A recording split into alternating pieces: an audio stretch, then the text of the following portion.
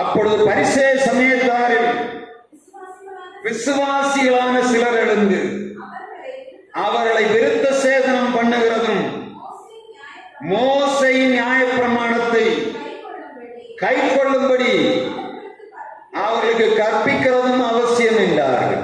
வசனம் என்ன சொல்லுகிறது? பரிசேய சமயத்தாரான யாரு இவர்கள்? யார்? வெளியாளுங்க இல்ல, விசுவாசிகள். பரிசேய சமூகத்தில் வந்த விசுவாசிகள் எழுப்பி சொல்லுகிறார்கள், இவர்களுக்கு என்ன பண்ணணும்? வெளியாட்கள் சொல்லுகிறார்கள், பரவாயில்லை, யூதேயாவில் இருந்தவர்கள். இப்பொழுது பரிசேய சமயத்தில் வந்த இயேசு கிறிஸ்துவோட உயிர்த்தெழுதலையும் பரமேறுதலையும் விசுவாசிக்கக்கூடிய கூட்டம் சொல்லுகிறது, அவர்களுக்கு இந்த விருத்த சேதனத்தை நாம் கற்பிக்க வேண்டும் என்று சொல்லுகிறார்கள். எப்படி இருக்கும்? வெளியில இருந்து ஒரு ஆள் சொன்னா நம்ம கேட்க மாட்டோம். ஆனா ஒரு போதகர் சொன்னா கேட்போமா? கேட்க மாட்டோமா?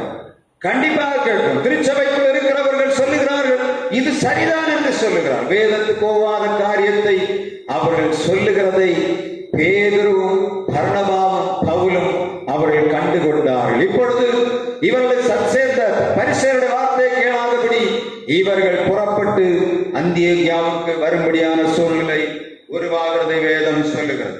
நாம் மிக கவனமாக இருக்க வேண்டிய காரியம் என்னன்னா, இன்றைக்கு திருச்சபையிலே நான் சொன்ன ஒரு கூட்டம் கிருபையில விழுந்து போற கூட்டங்கள், இவைகள் திருச்சபைக்குள்ளே வருகிறார்கள், ஆடி பாடுகிறார்கள், ஜனங்களை குஷிப்படுத்துகிறார்கள், எல்லா போதகர்களும் அவர்களை ஏற்றுக்கொள்ளுகிறார்கள். இப்ப சமீபத்தில் ஒரு ஆளை பார்த்தேன், அவங்க ஒரு பெரிய மாலை மேல இருந்து கீழே வர யானையில கொண்டு வந்து அவருக்கு மாலை போட்டு இருக்கிறாங்க. யாருக்கு? பாஸ்டர் சொல்லி இந்த ஊரை ஏமாற்றுகிற, உலகத்தை ஏமாற்றுகிற ஒருவனுக்கு யானையில கொண்டு வந்து அதை போட்டு, உலகத்திலே அவனுக்கு தான் பெரிய ஒரு ஊழியக்காரர் பெரிய மாலையை போட்டு என்ன பண்ணாங்களா? வரவேற்பு கொடுத்தார்களாம். எப்படி இருக்கும்? காலம் எப்படி போகிறது? திருச்சபையில கூப்பிட்டு அவனை பயன்படுத்துகிறார். எவ்வளவு கொல்லாத காலத்துக்குள்ளே நாம் வந்திருக்கிறோம். என்ன செய்தாலும் பரவாயில்லை, இயேசுடைய சமூகத்திலே வந்து ஆடி பாடிட்ட போதும், எல்லாம் தீர்ந்துவிடும் என்று அவள் நினைக்கக்கூடிய காலத்துக்குள்ளே வந்திருக்கிறோம். பாவம் என்பது திருச்சபைக்குள்ளே சட்டமாக்கப்படுகிறது. பாவம் என்று சொல்லக்கூடிய காரியம் திருச்சபை மக்களால் அங்கீகரிக்கப்படுகிறது. காரணம் என்ன? இந்த ஊழியர்களுக்கு தெரியவில்லை, அவன் தவறான உபதேசக்காரன், தவறான கொள்கைக்குள்ளே நடந்து வருகிறான், இந்த சமுதாயத்தை சீரழித்து விடுவான் என்பதை நன்கு தெரிந்தும் அவர்களுடைய தேவைகளுக்காக இவர்கள் பிரபலப்பட வேண்டும் என்பதற்காக அவனை பயன்படுத்துகிறதை நாம் பார்க்க முடியும். அதே சூழ்நிலை ஆதி அப்போஸ்தல சபையிலும் நடந்தது. அது இன்றைக்கு நடந்து கொண்டிருக்கிறது. காலம் கடைசியாக போய்கொண்டிருக்கு. இந்த நேரத்தில் தான் பேதுரு எழும்புகிறான். மத்தேயு அப்போஸ்தலர் 15ஆம் அதிகாரம் 7 முதல் 10 வரை பேதுரு எழும்புகிறார். இந்த 10ஆம் அதிகாரத்துக்கு பிறகு கொஞ்ச நேரம் பேதுருவை காண முடியவில்லை. 11ஆம் அதிகாரத்துக்கு பிறகு 12ஆம் அதிகாரம் 13ஆம் அதிகாரத்துல கொஞ்சம் தொட்டு வந்தார். 14ஆம் அதிகாரத்துல சுத்தமாக பேதுருடைய சப்ஜெக்ட் அங்க இல்லை. 15ஆம் அதிகாரத்துல இந்த குழப்பம் வந்த போது பேதுருவும் எழும்புகிறான். அப்படிதானே? பேதுருடைய கையிலேயே இந்த குழப்பம் வந்துவிட்டது. எப்படி? இவ்வளவு கஷ்டப்பட்டு, இவ்வளவு பிரயாசங்களின் மத்தியிலே, இவ்வளவு தியாகங்களின் மத்தியிலே சுவிசேஷத்தை நாங்கள் அறிவித்தோமே, ஆனால் இப்பொழுதோ இந்த ஜனங்களை திசை திருப்பும்படியாக ஒரு பெரிய கூட்டம் எழும்பிவிட்டது என்பது பேதுரு கங்களாய்ப்பு வந்தவுடனே பேதுரு எழும்பி முதலாவது ஆண்டவருடைய சுவிசேஷத்தை அறி. எப்படி? அவன் இந்த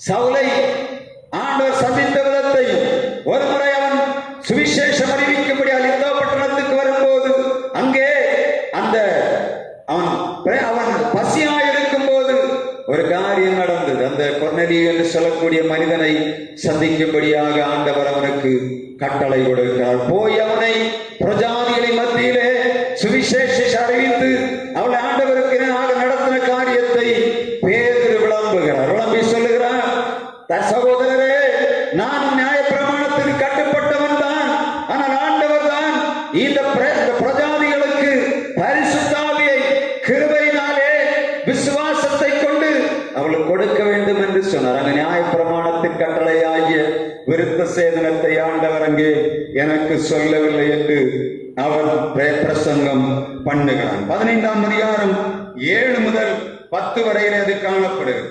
அதற்கப்புறமாக இவர்கள் தீர்மானம் பண்ணி பவுலையும் பர்னபாவையும் யோசே, யூதா, சீலா என்பவர்களை அங்கே அனுப்புகிறதை நாம் பார்க்க முடியும். அதற்கப்புறமாக இங்கே மிக முக்கியமாக ஒரு மனிதனுடைய ஊழியத்தை நாம் பார்க்க முடியும். யாக்கோபு என்று சொல்லக்கூடிய ஆண்டவருடைய சீஷன் இங்கே சுவிசேஷத்தை அறிவிக்கிறதை நாம் பார்க்க முடியும். இவருடைய செய்தி முடிந்தவனே அப்போஸ்தலர் 15ஆம் அதிகாரம் 13ஆம் வசனத்திலே வாசிக்க 15:13 அப்போஸ்தலர் 15:13 அவர்கள் பேசி முடித்த பின்பு யாக்கோபு அவர்களை நோக்கி, சகோதரரே எனக்கு செவி கொடுங்கள். இவர்கள் எல்லாரும் பேசி முடித்து விட்டார்கள். பேதுரு பேசி முடித்து விட்டான். இப்பொழுது யாக்கோபு எழுந்து சொல்கிறான், சகோதரரே எனக்கு செவி கொடுங்கள்.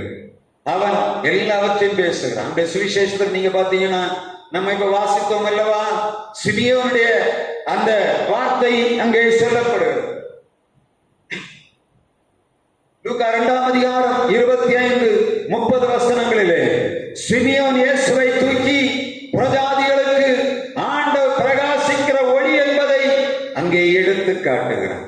தீர்க்கதரிசிகள் மூலமாக ஆண்டவர் திருவுளம் பற்றினதை அவன் ஏசாயா 7ஆம் அதிகாரம் 14ஆம் வசனத்திலே ஒரு கன்னிகை கர்ப்பவதியாகி குமாரனை பெறுவாள் என்று ஏசாயா தீர்க்கன் மூலமாக முன்னுரைக்கப்பட்டதை அறிவிக்கிறான். மீகா 5ஆம் அதிகாரம் 2ஆம் வசனத்திலே பெத்லகேமே நீ இஸ்ரவேலின் பிரபுக்களிலே மிகவும் சிறியதாய் காணப்பட்டாலும் இஸ்ரவேலை ஆளுகிற பிரபு உன்னிடத்திலிருந்து புறப்பட்டு என்னிடத்துக்கு வருவார் என்று மீகா தீர்க்கதரிசி முன்னுரைத்ததை எடுத்து காட்டுகிறான். சங்கீதம் 22ஆம் அதிகாரம் 18ஆம் வசனத்திலே இயேசுடைய சரீரத்தில் இயேசுடைய வஸ்திரங்கள் பங்கிடப்படும் என்பதை சங்கீதக்காரனாகிய தாவீது முன்னுரைக்கிறான். தானியேல் 2ஆம் அதிகாரம் 44ஆம் வசனத்திலே கைகளால் பெயர்க்கப்படாத கல் ஒன்று இந்த தேசத்தை நிரப்பும். நேபுகாத்நேச்சார் ராஜாவே, நீர் கண்ட சிலையை போல தலையாய் ஆட்சி, மாறும் பெயர்மாகிய வெண்கல வெள்ளி ஆட்சி, வெண்கல ஆட்சி, இரும்பு ஆட்சி, களிமண் ஆட்சி முடிகிற நேரத்திலே இந்த பூமியிலே ஒரு ஆட்சி உருவாகும் என்று சொல்லி தீர்க்கதரிசிகள் முன்னுரைத்ததையும் யாக்கோபு தன்னுடைய சுவிசேஷமாக இந்த ஜனங்களுக்கு எடுத்துவிட்டு சொல்லுகிறார். இடிந்து போன தாவீதின் கூடாரத்தை திரும்ப கட்டும்படியாக இயேசு தம்முடைய பிள்ளையாய் சீடர்களாய் எங்களுக்கு ஒப்பு கொடுத்த காரியம் என்ன? அங்கே நியாயப்பிரமாணம் அல்ல, கிருபையினாலே விசுவாசத்தை கொண்டு இயேசு உள்ளங்களிலே வாசமாக வேண்டும் என்று சுவிசேஷத்தை யாக்கோபு மூலமாக ஆண்டவர் பறைசாற்றுகிறார். நீங்க கடைசியா பாத்தீங்கன்னா நான் அந்த வசனத்தை படிச்சு வரும்போது மிக முக்கியமான ஒரு காரியத்தை கண்டுபிடித்தேன். இவ்வளவு உபதேச குழப்பங்களின் மத்தியிலும் சுவிசேஷம் அறிவிக்கப்படுகிறது.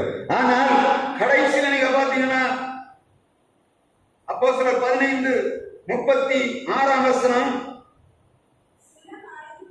சில நாளைக்கு பின்பு பவுல் பர்னபாவை நோக்கி, நாம் கர்த்தருடைய வசனத்தை அறிவித்திருக்கிற சகல பட்டணங்களில் உள்ள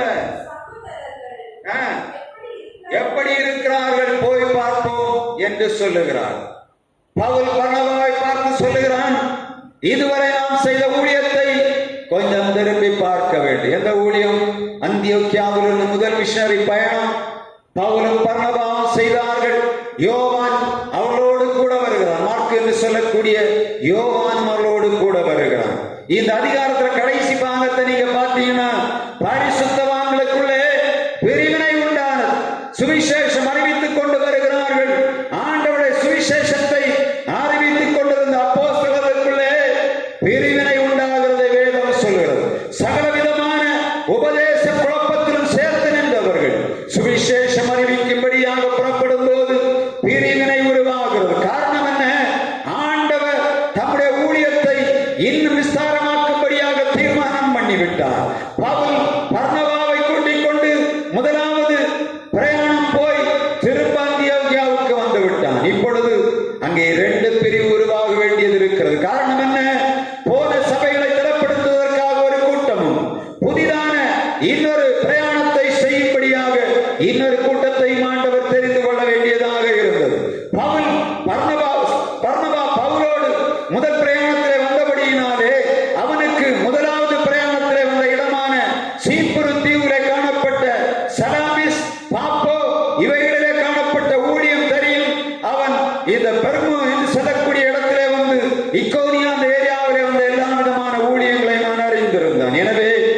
இங்க ரெண்டு பேருக்கு சண்டை வருது. என்ன சண்டை?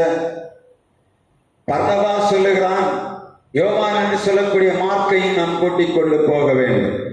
ஆனால் இந்த பவுல் சொல்லுகிறார் கூட்டிக் கொண்டு போகக்கூடாது. காரணம் என்ன?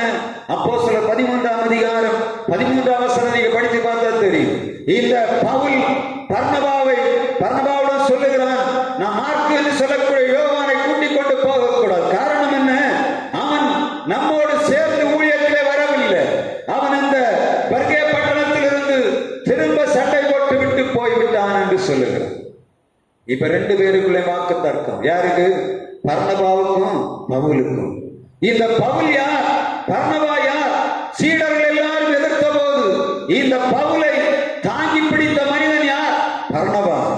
ஆனால் இந்த பர்னபா சொல்லுகிறான், மார்க்கை நாம் கூட்டிக் கொண்டு போக வேண்டும். பவுல் சொல்லுகிறான், இல்ல முடியாது. ஏன்னா அவன் நம்ம கூட எங்க வந்தான்? இந்த சீப்ரு தீவுக்கு வந்தான். ஆனால் அதை விட்டு இந்த பெர்கே பட்டணத்துக்கு வந்த போது அவன் சண்டை போட்டு விட்டு பிரிந்து போய்விட்டான். கூட்டிக் கொண்டு போகக்கூடாது என்று சொல்லுகிறான். ஆனா இங்க இன்னொரு காரியத்தை நம்ம கவனிக்கணும். இந்த கொலோசையர் 4ஆம் அதிகாரம் 10ஆம் வசனத்திலே இந்த மார்க் என்று சொல்லக்கூடிய யோவான் யார் என்பதை வேதம் எழுதி வைத்திருக்கு. பவுல் அப்போஸ்தலன் கொலோசை சபைக்கு தன்னுடைய நிருபத்தை எழுதும் போது 4ஆம் அதிகாரம் கொலோசையர் 10ஆம் வசனத்திலே சொல்லுகிறார், மார்க் என்று சொல்லக்கூடிய பர்னபாவின் உடனாளனை உறவினனையும் நான் அனுப்புகிறேன் என்று சொல்ல. அப்படிதானே? இந்த பர்னபா யார்? இந்த மார்க் யார்? பர்னபாவுடைய வாசிங்க கொலோசியர் 4:10. என்னோட கூட அரிஸ்தர்க்கு உங்களுக்கு வாழ்த்துதல் சொல்லுகிறான். பர்னபாவுக்கு இனத்தானாகிய மார்க்குவும் வாழ்த்து சொல்லுகிறான். எப்படி? பர்னபா மார்க்கோ எப்படி பார்க்கிறான்? தன்னுடைய சொந்தக்காரனா பார்க்கிறான். தன்னை இனத்தானாக பார்த்து அவனை கூட்டிக் கொண்டு போக வேண்டும் என்று நினைக்கிறான். ஆனால் பவுல் என்ன சொல்லுகிறான்? ஊழியத்துல அவன் பெர்கேலுக்கு திரும்ப போனான், எனவே அவனை கூட்டிக் கொண்டு போக கூடாது என்று சொல்லுகிறான். எப்படி? இங்க பிரிவினை உண்டாகிறது. பர்னபா மார்க்குவை கூட்டிக் கொண்டு சீப்புரு தீவுக்கு போகிறான். முதலாவது போன இடம் அங்க பவுலும் சீலாவும் இந்த சீப்புரு தீவு என்று சொல்ற சைப்ரஸுக்கு போகிறார்கள். சலாமிஸ், அதற்கப்புறம் அங்க பாப்போ இடங்களுக்கு போய் சுவிசேஷத்தை அறிவித்துக் கொண்டு வந்த அந்த இடத்திற்கு முதலாவது பர்னபாவும் இந்த மார்க் என்று சொல்லக்கூடிய யோவானும் கிளம்பி போகிறார்கள். இப்பொழுது இவர் சீப்புரு தீவுக்கு போகிறபடியினாலே பவுலும் சீலாவும் தங்களுடைய பாதையை மாற்றுகிறார்கள். அப்படிதானே? இவர்கள் கடல் வழியாக போகிறார்கள் சீப்புரு தீவுக்கு. ஆனால் இந்த பவுல் சீலாவுடன் சேர்ந்து தரை மார்க்கமாக வடக்கு நோக்கி போய் இந்த இக்கோனியா பட்டணத்துக்கு நேராக வருகிறதை நாம் பார்க்க முடியும்.